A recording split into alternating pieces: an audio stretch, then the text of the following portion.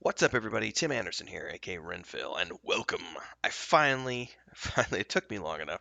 I finally got through the second book in the Amber series, the Chronicles of Amber, the Guns of Avalon, and it had been so long since I'd read these books that I had forgotten a lot of what goes on with the character of Corwin and just with the overall series. So there were parts that I remembered, but then just parts that I had completely forgot about. So this was almost like reading a book for the first time. So we're going to be diving into that book today, a review of the Guns of Avalon by Roger Zelazny, the second book in the Chronicles of Amber. If this is your first time tuning into my channel and you've never had the opportunity to read one of, or read watch one of my book reviews. If you like this video, at the end of it, don't forget to hit that like button, subscribe to the channel, hit the bell icon so you get updates for the future content that I do here. If you want to join our community, Discord links are down below. And if you want to read more about my stories and my worlds and what I build with other people, you can check out The Weave and the Void, which I'm doing with my brother and my wife. And it's a 5th edition campaign setting with a Dragonlance style of novels associated with it and a point-and-click adventure game. And it's all being produced through our Patreon, which is patreon.com/wandering hermits. The book chapters come out twice a month. Lots of cool stuff there, so check that out. Let's dive in. So, if you remember the first review in this series, Corwin had a very rough time of it in the first book, Nine Princes in Amber. You know, from the amnesia to getting thrown in prison and getting his eyes gouged out or burned out, then finally escaping and etc. Um, and that first book was a very, you know, very rough time for him. The second book picks up with him sort of not so much continuing on the revenge streak um, against his brother Eric, but definitely still on the warpath of, hey, you know what? That throne is mine. The throne of Amber is mine. I'm going to do whatever it takes to get it, but this time I'm not going in with blind rage. This time I'm going in strategically, and I'm going to get it back through guile. So the book basically starts off with him having that in his mind, and he doesn't really explain all of it, but the premise is that he, at one point in time, Corwin, um, created or found the the world of Avalon, King Arthur, all that stuff. And he knows that in Avalon there is a substance that he can get which will act like a gunpowder in amber, but typical because typical gunpowder won't work in amber. So he's got to go find this compound and get it refined so that he can use it. Thus, the Guns of Avalon, because he's literally getting guns made and using this gunpowder to create weapons that he can then use against his brother and everybody else in Amber.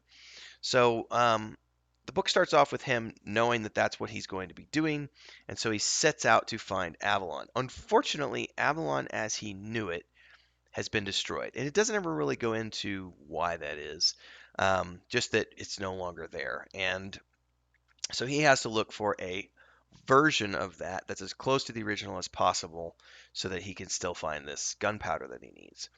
Well, along the way, um, he ends up coming across, as he's going through the shadows, there seems to be this black road that's cutting across all the different shadows. And as the book unfolds, we come to realize that the curse that he put on Amber in book one, when he was captured by his brother and had his eyes put out, he pronounced a curse. And as it's explained in book one, the curses of the children of Amber are like, it is impossible magic that you just can't get around. Very deadly in all their forms. So he pronounces this curse in book one, and in book two, we start to see that this black road is the curse. And the black road is leading somewhere. We don't necessarily know where it's leading in the early parts of the book, but we know it's there. And we know it has something to do with Corwin because as the book begins to unfold, he starts meeting creatures, and he fights them. And these creatures always at the end are like, "Why would you do this to us? You're our master. You're the person who created us, Corwin. Why would you kill us?" And he comes to realize that, oh shit, like this stuff, this is my curse. Like, this is bad. Like, I'm gonna have to take care of this at some point, but not right now because he knows that it's molesting, or I say molesting. That's what we say in Spanish, molestando. It's causing problems for his brother. So his brother's constantly having to defend Amber against attacks from this road, which is Corwin's own curse. So he's like, you know what? I'll deal with it after I've got the throne. In the meantime, it's this thing. But it is an undercurrent that's running through the whole book, and it's important for one main reason. And I am spoiling a lot here, so deal with it. These books have been out for 40 years. Um, so as he's crossing through and fighting these creatures, he eventually comes across a shadow of a shadow. So an Avalon that's close enough to, or I should say actually, before we get to that point, as he's going through, on his way to that Avalon, he comes across a shadow that is similar to one that he remembers. And in it is a character, if I'm not pronouncing his name, Ganelon, I believe. Um, and this was an individual who apparently was very close to Corwin in the original Avalon, but him and Corwin ended up having a falling out. So Corwin basically just took him through shadows and dumped him in this realm as sort of like a prison. And it turns out that he finds this realm on the way back to Avalon, only this Ganelon character has now become like the leader of this shadow, and he's defending against the shadow, right? Um, and as this is going on, we come to know more about this character, and this character becomes Corwin's ally once again. Corwin defends this place. Then they continue on until they get to the copy of the Avalon that uh, is close enough to what they want. But when they get there, things aren't exactly what they seem. It's being attacked in the same way that the other place was, and um, come to find out that there is an individual who is leading the defense. And lo and behold, it's his brother Benedict, who everybody thought was dead in book one because no one's heard from him for years. Well, it turns out he found this shadow and liked it well enough because it was him and Corwin have similar tastes. And he just kind of settled down and said, I'm tired of dealing with war, been alive for thousands of years. I just want to retire, kind of have some peace. So Corwin and Benedict get back into it, and things progress. It's There's some storyline that happens there, and Corwin meets someone who is introduced as Benedict's granddaughter, Dara, a daughter of Amber. And as the book progresses, Corwin gets his gunpowder and he makes it back to Avalon, and he launches his attack. Um, and during the attack, he realizes that Amber is being overwhelmed, so he decides to help defend Amber. Because what better way to ingratiate yourself with the people there than to come swooping in as a hero? And it forces Eric to recognize him as a hero rather than a conquering tyrant, right? And then he can work from within. Well, Eric ends up passing during the battle through no fault of Corwin's and actually gives him the gem, and hands the throne over to Corwin and then pronounces a curse, which we don't find out what that curse is. We just know that Eric pronounces a curse at the end. And Corwin hears it and is like, oh, that sucks.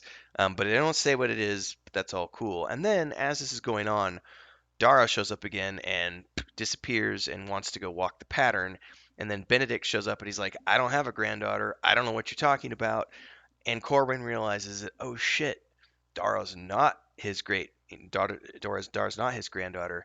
She's a creature of shadow that deceived me. And they run to the pattern, and she's already walked the pattern. At the end, is like, ha ha, I'm your nemesis.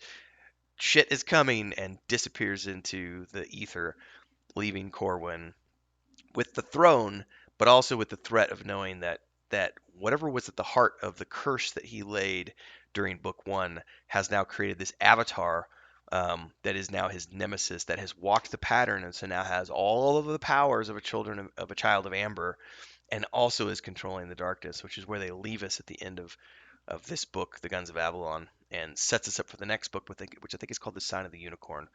Um, Great book. I really like this one a lot because it has Corwin back in full capacity of all of his faculties. So he rests up and recuperates. He's back to full strength. He's thinking clearly. He's strategic. He